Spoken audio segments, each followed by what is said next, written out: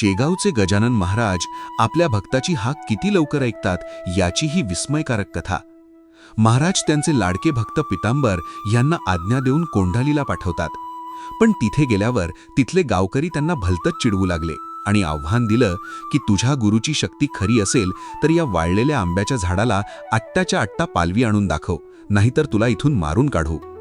बिचारा पितांबर मनातून थोडा घाबरला, पण त्याचा आपल्या महाराजांवर अढळ विश्वास होता.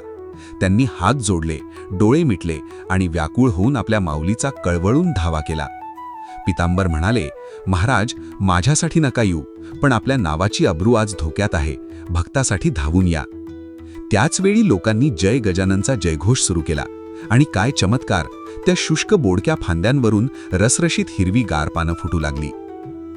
क्षणार्धात ते वाळलेलं झाड अगदी टवटवीत झालं.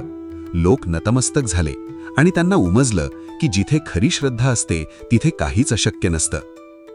संतांच्या चरणी शरण गेलं की निसर्गही साथ देतो. गण गण गणात बोते.